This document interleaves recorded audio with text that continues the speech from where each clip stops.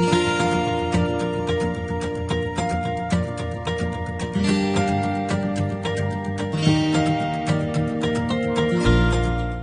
there and welcome to Lessons with Lori. I'm Lori Van Linton, the founding artistic director of VOCE Studios in Augusta, Georgia, and I'm here to bring a little vocal health and voice training to your day. Today we're going to be talking about the belt voice, which is something that every musical theater student and so many pop and country singers are interested in learning how to do, and is sort of their white whale.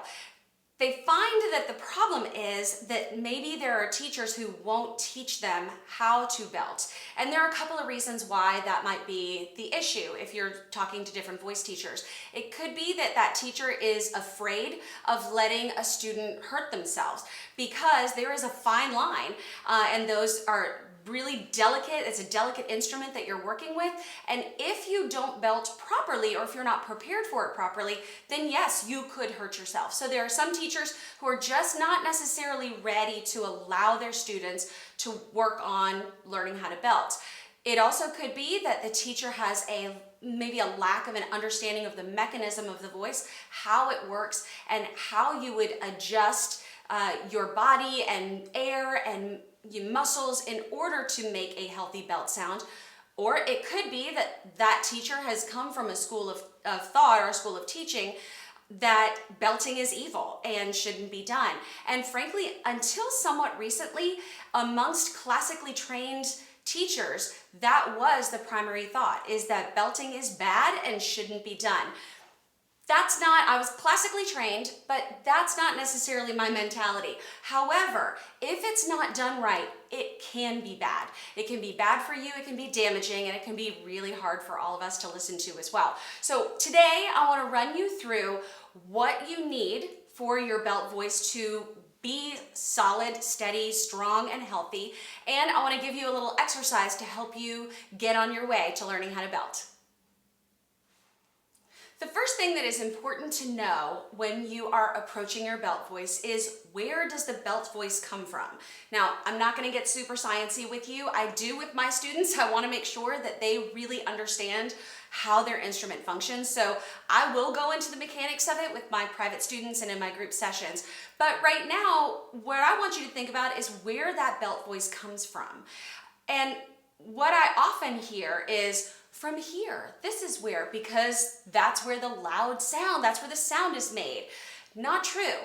Where do you wear your belt? It's not around your throat, it's not around your chest, it's around your waist. And so the first thing that you need to have in order to be able to healthily and successfully belt is strong breath control and strong breath support, and the support of those lower muscles that will help you produce the airstream that you need in order to really sing anything, but especially to be able to have that powerhouse sound from a belt. So the first thing you need is breath support. The second thing you need is something that a lot of, especially younger musical theater students, want to skip. And it's the thing that makes them the craziest. And it's that you need to have a strong head voice. So all of those higher notes that you go, oh, but it just doesn't sound strong, I sound weak. Well, yeah, that's because you've got a weak head voice. And in order to be a strong and healthy belter, musical theater singer, you have to strengthen your head voice. So trust your teachers and let them help you do that, because that is step 2. Then the third step is understanding the placement in the mask, or the front of your face, right in here. You've got a number of resonator cavities in your body where the sound bounces off of in order to make beautiful ringing sounds. But for me, the belt starts with the placement in your mask. And a lot of us will start off by calling that your mix. In order to produce the sound that you want, you have to have the strength of the right muscles. You have to have complete tension-free. Everything here, there should be absolutely no strain. And if there is, you will run the risk of damaging yourself. And you have to be able to have the space in these resonator cavities so that you can get that big sound. all right? And then we talk about where you bounce the placement of it in order to get the powerhouse. So there are a couple of exercises that you can do. I'm gonna show you one of my favorites, and then I'm gonna show a video of one of my students doing these exercises for you. The exercise that we're going to do today is going to work on finding that buzzy space in the front of your face, and the mask, as we always call it, with also keeping space in the back of your throat in those resonator cavities. Now, here's a warning. This is not a lovely sound, and it's not meant to be, and you have to make the ugly sounds before you can really make the pretty ones. So just be ready for that. So the first thing I want you to do is hold your nose, all right? Now, you can, if you do this, you'll feel that the back of your throat goes down just a little bit. It's a little bit more flat, okay?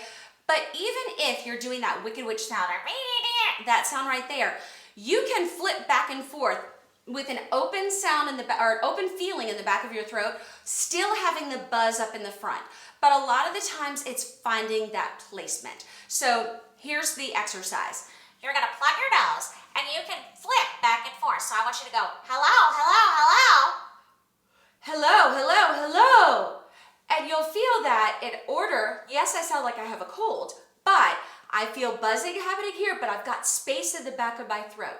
So what you want to do is be able to move back and forth between that and find that space that happens. And so you can find the buzz, but not flatten all of this out, okay? So here's the exercise. It goes like this.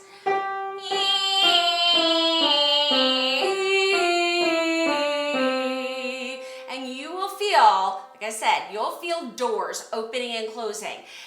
Be careful with your onset. Don't slam your vocal folds together while you're doing this. Ease into it. All right, so here we go. Let's see it.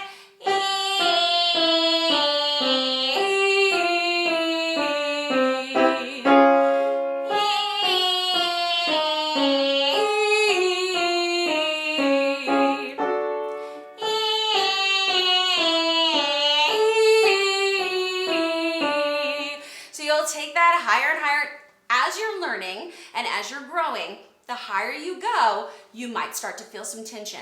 It may not be as open and as free. That's where you need to stop and adjust and figure out what kind of space you need back there in order to be able to get those higher notes. A lot of singers can belt to a certain pitch, and then all of a sudden, they can't anymore. They have to flip into their head voice, and it has to do with the placement and the air, okay? So next, what I'm gonna show you is a student using this technique on one of her pieces. Her name is Jenna, and I've known her for a number of years. She has sung either in shows that I have directed or in ensembles that I've directed. She has always had a huge powerhouse voice, but very recently she came to me because she found that it didn't take long for her voice to wear out when she was trying to belt. And there would be pain, and maybe she wouldn't be able to sing for like a day or so after that. And that's nothing, I mean, she knew, not a good idea, that's not how it's supposed to be. So she came to me for voice lessons and has gone through all of the steps, backing off certain things, learning how to find certain techniques, doing everything she's supposed to, and now we're working on getting that mix and the belt back in a healthy way. So we're working on a 16-bar cut of Honey Bun from South Pacific, and what I had her do was sing through the entire exercise with her nose plugged so that she could feel that buzz and that space. What you're gonna notice is that as she sings through it, she's gonna adjust in order to find that placement. So will it be perfect all the way through? Will it be perfect the first time? Absolutely not. But to know, okay, that's not where it's supposed to feel like. That's where, oh, there we go. All right, now let me adjust this. Let me raise this. I'm tensing up, and that might be the reason. Constantly feeling, not just listening, but feeling what is going on while you're singing is so important. So I've taken 2 shots, one of her singing from me, filming her from the front, and then one from the side, because what I want you to see is that there is absolutely no tension. Her larynx is in a good lowered position. It's a little bit more raised than you would for classical singing, but it's not choking her up and, with tension all the way up here. So I hope that you will enjoy this. And let me go ahead and tell you that as a disclaimer, If you are a young singer who's learning how to belt or learning these techniques, I would encourage you to find a teacher that can help guide you. Because when left to your own devices, you may not necessarily always know what's healthy and what's not. And you have one voice. It is delicate, even though it can be very powerful. And we all want to make sure that you will have that voice for your entire life. So good luck, and I hope that you enjoy watching Jenna perform this exercise for me. Thank you, Jenna, for doing this.